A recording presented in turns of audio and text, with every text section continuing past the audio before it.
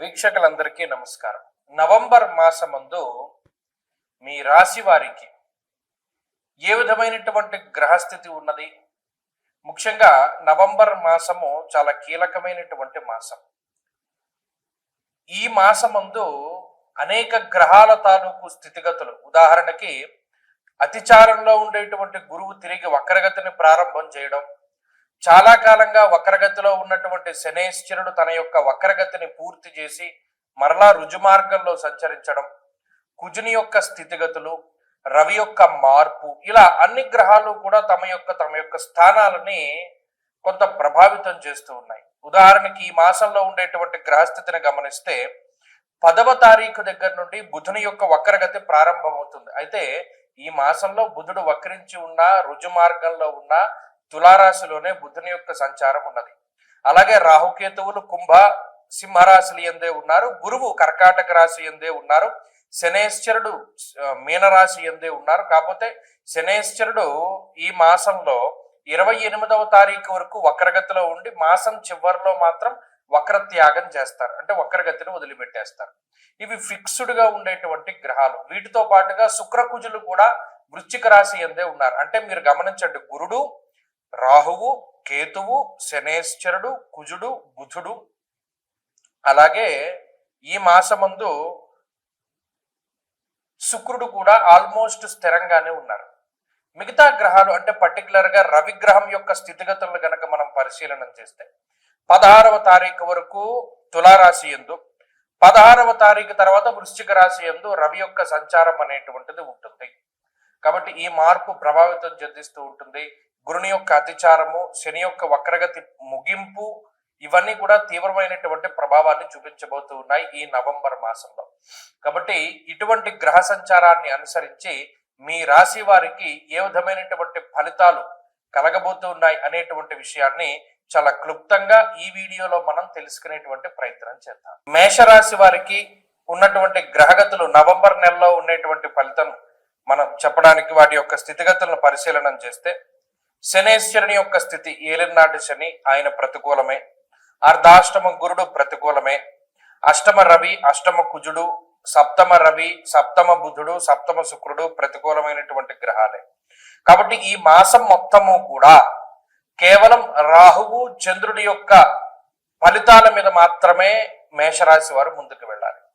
ఇంకా చెప్పాలి అంటే ఈ నెలాఖరులో శని యొక్క వక్రగతి పూర్తి అయిపోతే శనేశ్వరుని యొక్క ఇంపాక్ట్ కూడా ఎక్కువగా పడుతుంది. కాబట్టి నెలాఖరికి వచ్చేటువంటి పరిస్థితులు కొంత ఇబ్బందికరంగానే కనబడుతూ ఉన్నాయి.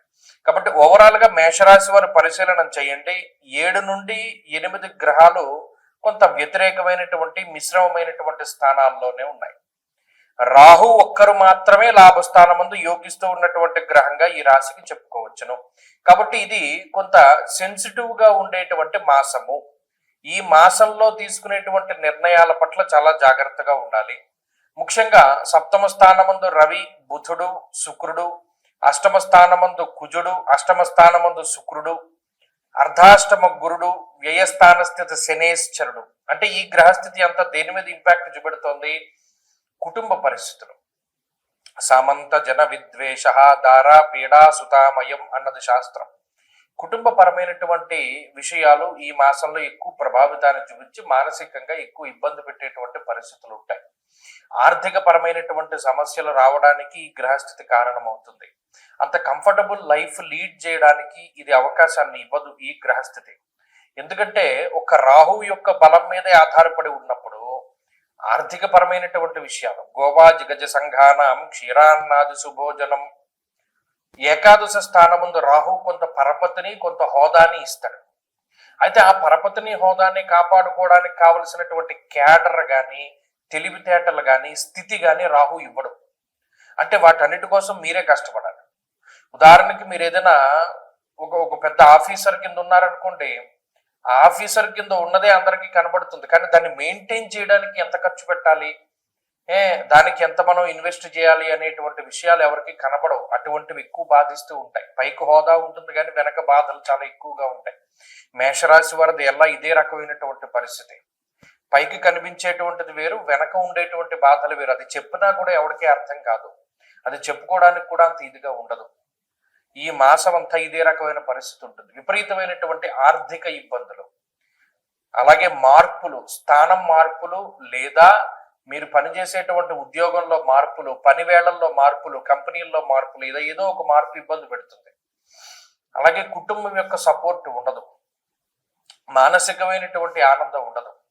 ఏంటంటే ఇంత నెగటివ్ వచ్చింది అంటే ఇది కారణం ఏంటి అంటే కొన్ని గ్రహాలు కూడా యోగించడం మానేసాయి. ఉదాహరణకి రవి గాని కుజుడు గాని చాలా ఇంపార్టెంట్ ప్లానెట్స్. అంటే శని గురుడు ప్రతికూలంగా ఉన్నా కూడా రవి కుజులు యోగిస్తే 1 నెల 2 నెలల పాటు వెళ్ళిపోతుంది గ్రహస్థితి, అంత ఇబ్బంది పెట్టదు. కానీ ఆ 2 గ్రహాలు ప్రతికూలమైపోయాయి.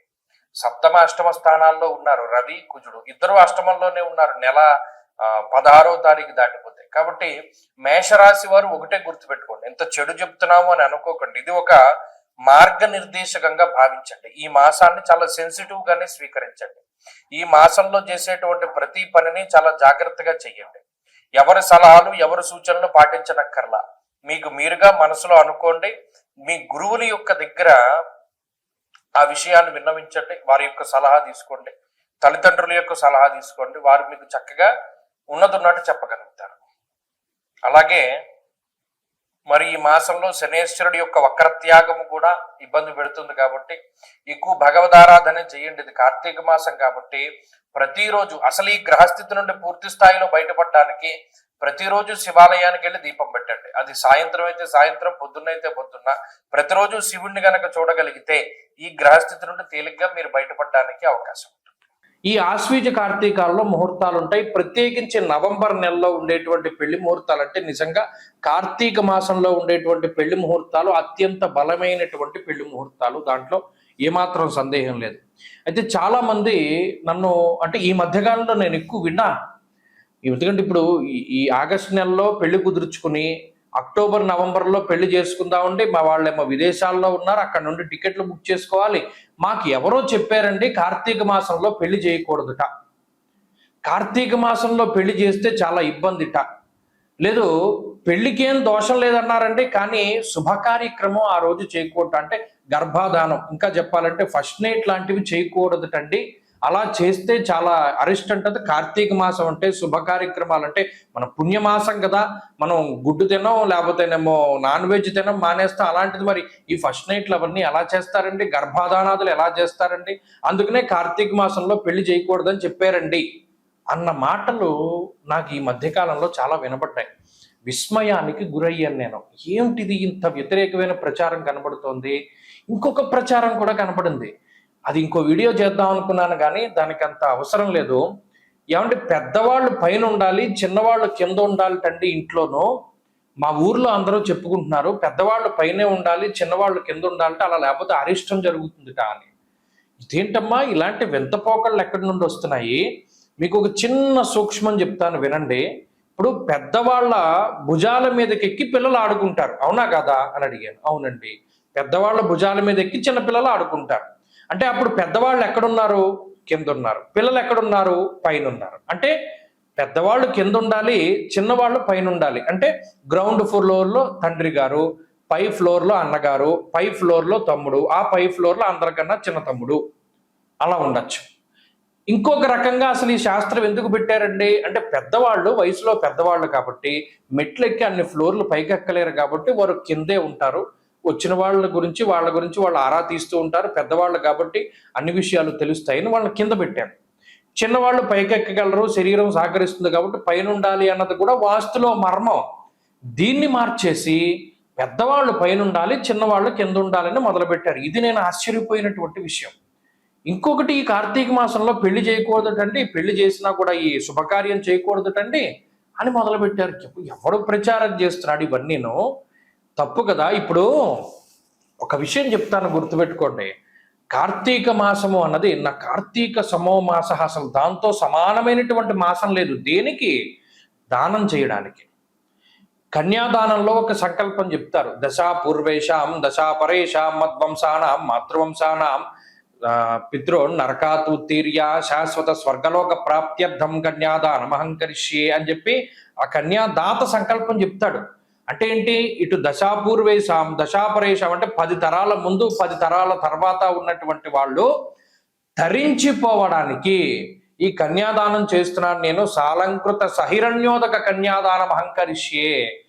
అలంకారం చేసి కన్యాం కనక సంపన్నాం కనకాభరణైర్యుతాం అంటే అంత కనకాభరణాలతో కూడా అలంకారం చేసి దానం చేస్తున్నాను అంటే ఎంత తరించిపోతారు. ఒక బంగారం దానం చేయడమే చాలా కష్టం ఈ రోజుల్లో. అలాంటిది అన్ని కాసుల బంగారము, అంతకన్నా విలువైనటువంటి అమ్మాయిని దానం చేస్తే కలియుగంలో, అందులోనూ కార్తీక మాసంలో ఈ 21 తరాల వాళ్ళు ఎంత తరించిపోతారు. ఈ విషయాన్ని మానేసి కన్యాదానం చేయకూడదు లేదా పెళ్లి చేయకూడదు అనేటువంటి ధోరణి రావడం అనేటువంటిది చాలా పొరపాటు. కాబట్టి అది తప్పు. పెద్దవాళ్ళు పైనుండాలి అన్నది తప్పు. ఈ రెండిటిని కూడా మార్చుకోండి. పెద్దవాళ్ళు కింద ఉండాలి, చిన్నవాళ్ళు పైన ఉండాలి. కన్యాదానం చేస్తే, కార్తీకంలో చేస్తే 21 తరాల వాళ్ళు తరించిపోతారు. కాబట్టి కార్తీక మాసంలో నిరభ్యంతరంగా వివాహాదులు చేసుకోవచ్చునో, దానికి ధర్మపరమైనటువంటి కామానికి ఏ విధమైనటువంటి లోపము లేదు, ఏ విధమైనటువంటి దోషము ఉండదు. ఎందుకంటే సృష్టి కార్యం జరగాలి, అది ధర్మబద్ధంగా జరిగితే అసలు బ్రహ్మగారు ఉన్నదే అందుకు, సృష్టి చేయమనే మానవులను సృష్టించాడు. కాబట్టి చక్కగా వివాహాదులు అవి చేసుకోవచ్చును, ఏ విధమైనటువంటి లోపము లేదు. స్వస్తి.